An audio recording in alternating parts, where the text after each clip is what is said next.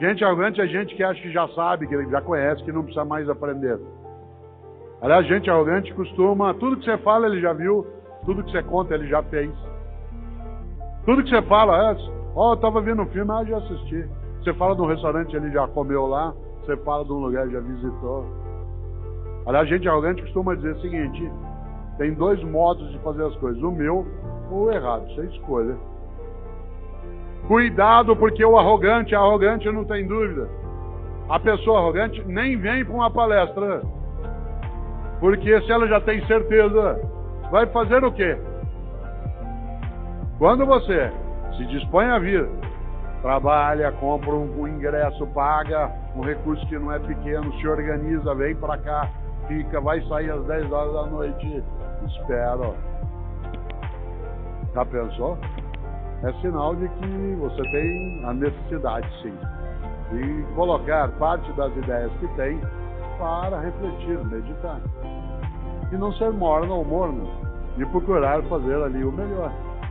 É interessante isso.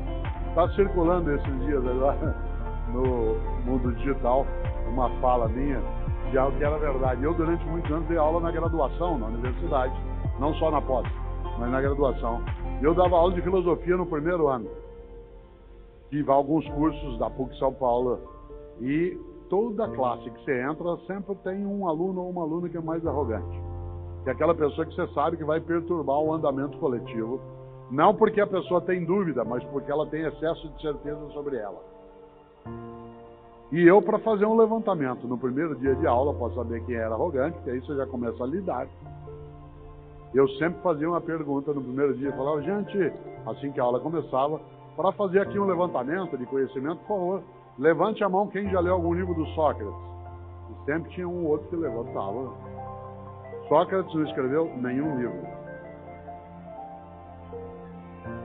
Não há nenhum livro do Sócrates. O que eu posso fazer nessa hora como professor? Humilhar o menino, esmagá-lo, mostrar para ele o lugar dele e perdê-lo. Em vez de eu fazer o meu melhor, fazer o óbvio. Não. Eu não posso fazer isso. Mas também não posso deixar passar a situação. Então, na hora eu dizia, porque sempre tinha outro, dizia o seguinte, eu acho que você não ouviu direito, né? Porque o Sócrates não escreveu no meu livro, acho que eu falei Sócrates e você entendeu Sófocles. E esse sim escreveu o livro. Normalmente ele dizia, esse mesmo. Tá? Quando a aula terminava, eu não deixava ele ir embora. Eu dizia, fica um pouquinho que eu quero falar com você. Terminava e dizia assim o seguinte, não na frente da sala. Pra quê? Não era uma atividade de humilhação. Era uma construção pedagógica da relação. Terminava e dizia o seguinte, pra quê? Pra que você fingisse que você sabe algo que não sabe?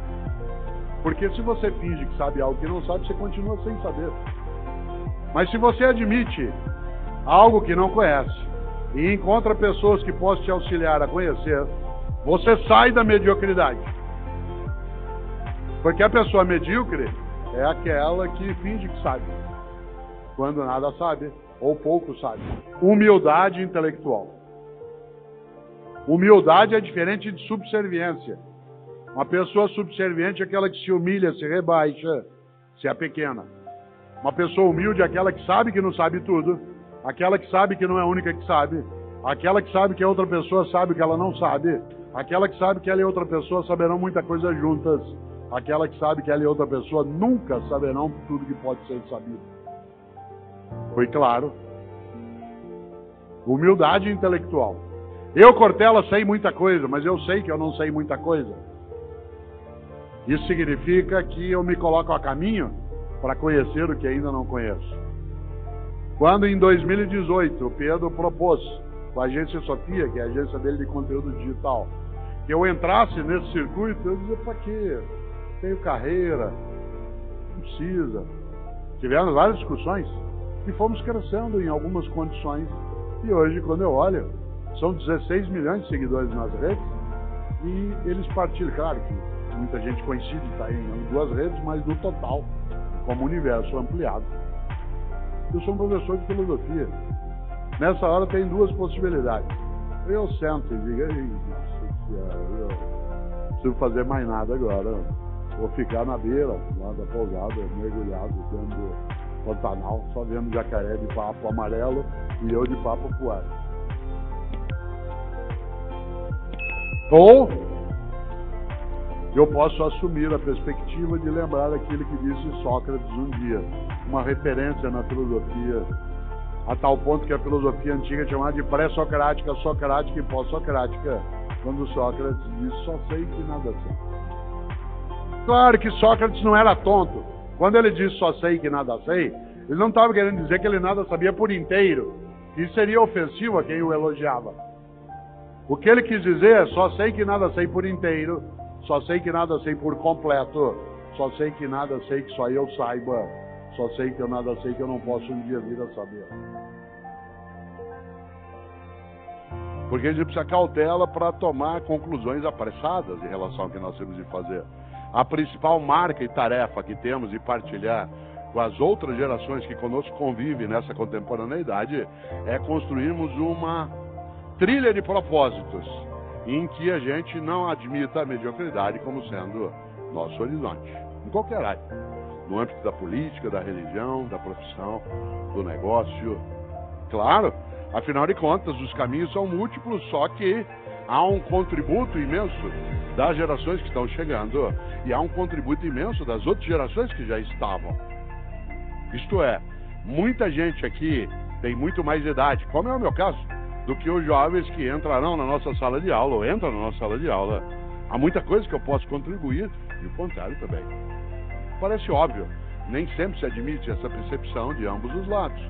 Há hoje, por parte, como eu dizia, de uma parcela das novas gerações, uma certa mitificação do passado. Alguns, por exemplo, decidiram e vem fazendo, ir buscar suas raízes nos países da onde os seus ancestrais vieram, que é uma viagem quase que de natureza ontológica, para usar um termo da filosofia, em que se vai para o lugar onde os avós ou os bisavós vieram, né? Porque nossos avós e bisavós vieram às vezes de outros países, como é o caso da quase totalidade de nós aqui, mas eles queriam deixar aquele lugar que vieram para trás, porque aquilo, se alguém vivesse no lugar onde ele pudesse ficar, teria ficado, e veio porque não podia ficar, e ao vir quis romper.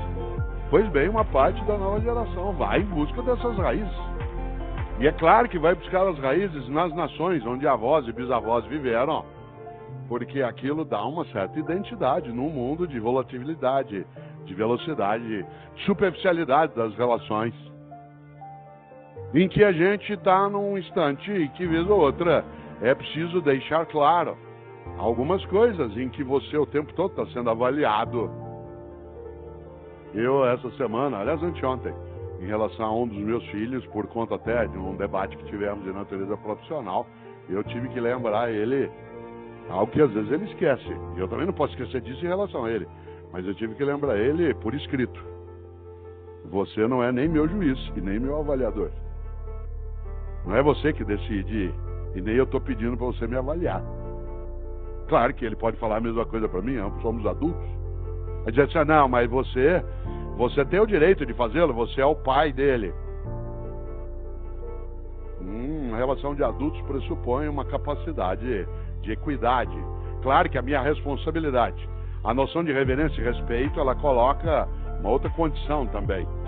Mas nós hoje temos relações em que o mundo digital, por exemplo, nos colocou sob perspectiva o tempo todo. Eu, por exemplo, estou nas redes sociais, escrevo livros, faço comentário de TV e de rádio, sou professor. O número de pessoas que decidiu que ela pode palpitar sobre a minha existência, sobre as minhas escolhas, minhas opções, o que eu falo, o que eu escrevo, é imenso. Você já imaginou? Pessoas escrevem dizendo, você precisa tirar essa barba. Quase que eu respondo de volta, o que você tem com isso? Eu não sou um servidor público, eu sou uma pessoa pública. Ser pessoa pública é diferente de servidor público. Um servidor público tem que dar satisfação. Ele está sendo remunerado e contratado por uma sociedade para prestar serviço, seja no executivo, no legislativo ou no judiciário. Ele sim, tem que dar satisfação a quem é o seu patrão. Mas eu sou só uma pessoa pública e, de repente, as relações apressadas se dão de vários modos. Eu, num comentário que fiz no rádio na sexta-feira, lembrei, hoje o grande tribunal que funciona 24 horas é a família. Você tem grupos de redes sociais com a família, é um tribunal dioturno.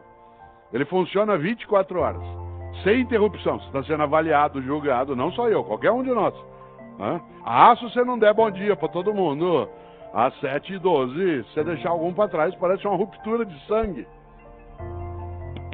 Mas é a mesma pessoa que nunca te procura, não vai oferecer nada. Teu celular tocou. Hoje a gente tem identificador de chamada. Vocês veem o nome, você sabe que a pessoa vai pedir alguma coisa de você. Ela nunca liga para te oferecer um saco de manga, 1 litro de jabuticaba. Só liga para pedir. Mas te avalia, te julga, te chateia, fica melindrada ou melindrado se você não responde bom dia, família. E nós começamos de repente a nos perder e nos enredar em algumas trilhas que levam a lugar nenhum. E não sobra para nós tempo para aquilo que é importante. Nós passamos uma boa parte do tempo cuidando do urgente e deixamos o importante de lado. Claro que o urgente tem o seu lugar. Aliás, o urgente também tem que ser lidado, mas ele não pode obscurecer o importante. Por exemplo, o que é urgente? Garantir modo de sobrevivência, mas não é a qualquer custo.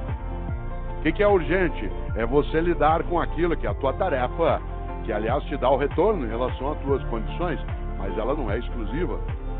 Uma parte de nós, repito, se dedica e está formando novas gerações com a perspectiva do urgente, deixando de lado o importante. O que é o importante?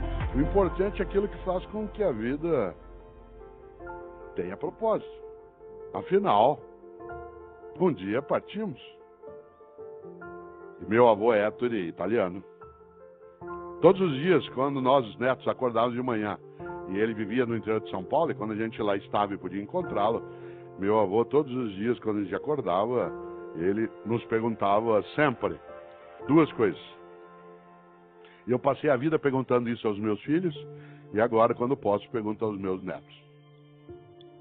Todos os dias, assim que a gente acordava, ele perguntava: quais são os teus planos para o futuro? Todos os dias. Isso era irritante. Por isso nos obrigava a ter que pensar em futuro. E eu só queria aproveitar aquele momento. E ele dizia: não é para você não aproveitar, apenas que você não pode só aproveitar o momento.